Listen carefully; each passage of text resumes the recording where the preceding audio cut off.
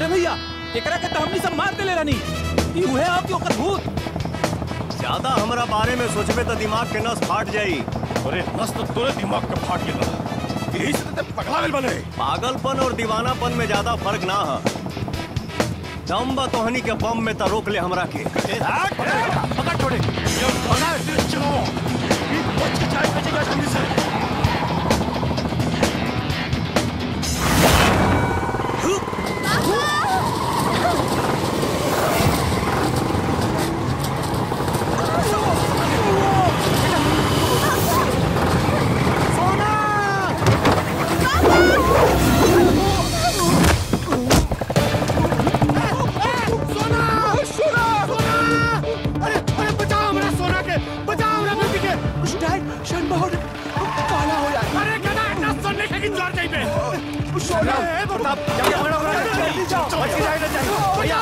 भैया साथ में जाइए, वो हमने से बच के ना जाए। चलिए चलिए वो घर ही चलिए। चलिए गाड़ी में बैठिए। ये चलो गाड़ी।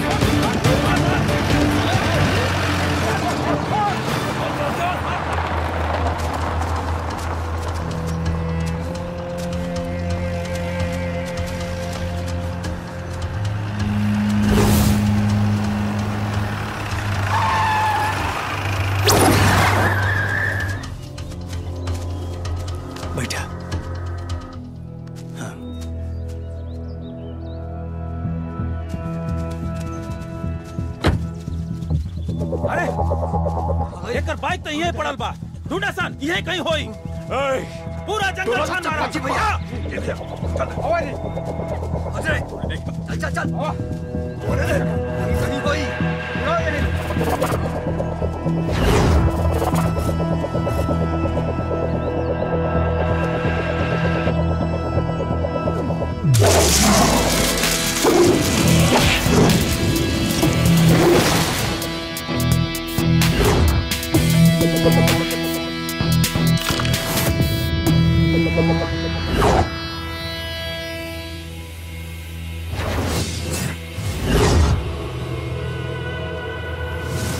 काबिल प्रताप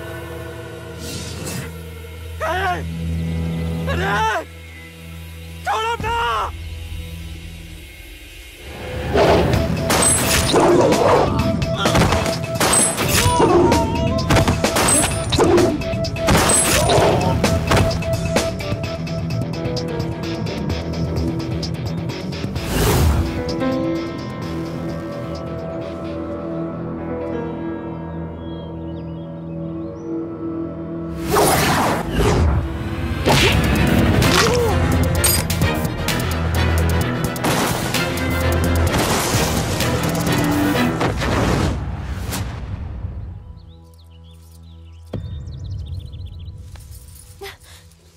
बिना कुछ सोच ले काहे बरियारी उठाई ले आइलो हमके। कहले रही ना कि अब चाहबो करबो तब तो के भागे ना दे। हम तो सिर्फ जात रही, तोरा के छोड़ के थोड़ी ना जात रही हम। तो बता के जाई तू तो हमार फोने ना उठावत रहू। मजबूरी रहे हमार। कैसन मजबूरी? प्यार और परवरिश के बीच में फसल रही हम। ना प्यार के बिना जी सकत रही और ना ही परिवार के परवरिश के नकार सकत रही। कौनो एक के साथ देत रही तो दूसरा के साथ ना इंसाफी होत रहे। ऐसे दुविधा के बीच हम फसल रही जहाँ हमरा के कुछ समझ में ना आवत रहे। अब तो सब जान गई ना। चलो हमरा के घरे छोड़ दो, पापा परेशान हुए हैं। पापा के परेशानी के परवाह बा हमार।